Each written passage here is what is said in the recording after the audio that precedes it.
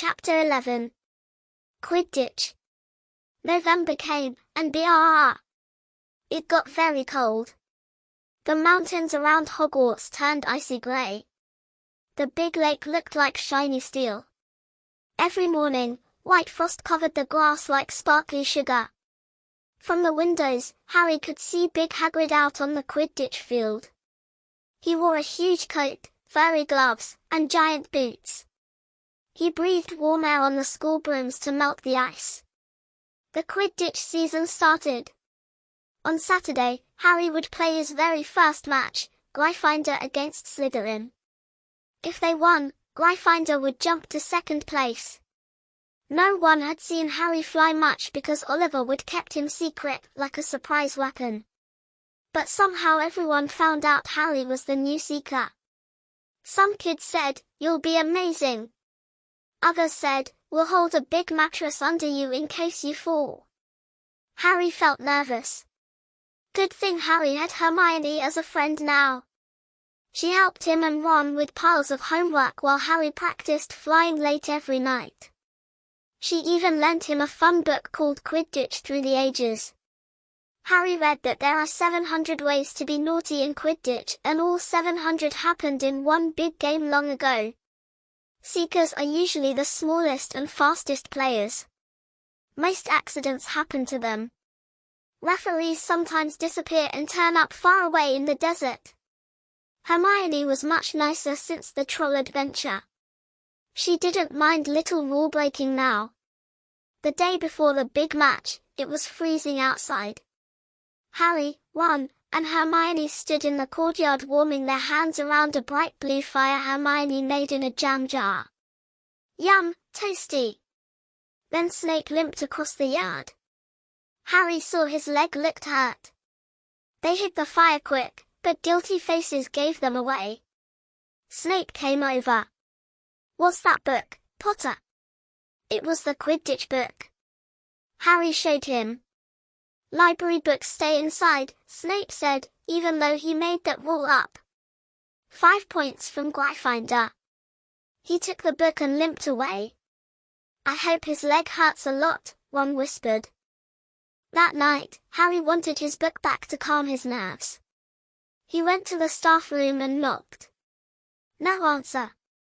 He peeked in, and saw something scary. Snape was there with Filch. Snape's leg was all bloody and torn. Filch gave him bandages. "Blasted thing," Snape grumbled. "How do you watch 3 heads at once?" Harry tried to close the door quietly, but Snape saw him. "Potter?" Harry asked for his book. "Out!" shouted Snape. Harry ran upstairs and whispered to Ron and Hermione what he saw. "That's it," Harry said. "Snape got bitten by the 3-headed dog on Halloween. He's trying to steal what the dog is guarding. He let the troll in to make a big fuss." Hermione didn't believe it. Teachers wouldn't do that. But Ron agreed with Harry. The next morning was bright and super cold. The Great Hall smelled like yummy sausages. Everyone was excited for the match. Harry's tummy felt funny. He couldn't eat. "You need strength, Harry," said his friends. "Seekers get bumped the most." At 11 o'clock, the whole school sat high in the stands around the big field.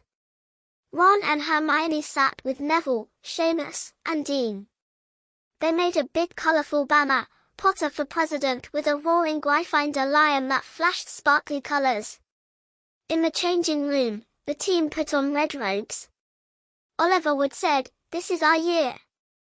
We're the best team in ages." Harry's knees wobbled as he walked onto the field. "Cheers!" Madam Hooch was the referee. "Mount your brooms." Whistle. Whoosh. Everyone flew up. Lee Jordan told the story over a magic microphone. "Angelina has the quaffle, pass, dodge. Goal! Gryffindor scores." Hagrid joined Ron and Hermione in the stands. Harry flew high, looking for the tiny golden snitch. Suddenly, Harry's super-fast Nimbus broom went wild. It jerked and twisted like it wanted to throw him off. The crowd gasped. Harry held on with one hand, dangling high in the air. Hermione grabbed Hagrid's binoculars. "It's Snape. He's staring at Harry and muttering a spell." Hermione ran through the crowd, bumped poor Quirrell, and set a little blue fire on Snape's robe. Snape jumped and slapped the fire out. Just then, Harry's broom stopped shaking. He climbed back on safe. Harry zoomed down fast, hand to mouth like he felt sick, and caught the snitch in his mouth. "I've got the snitch," he shouted. Gryffindor won 170-60.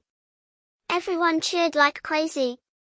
Later, warm in Hagrid's hut with tea, Ron and Hermione told Hagrid about Snape's curse. "Rubbish," said Hagrid. "Snape wouldn't," but then he said, "Forget that dog and what it's guarding." "That's between Dumbledore and Nicholas Flamel." "Nicholas Flamel," said Harry. Now they had a big clue.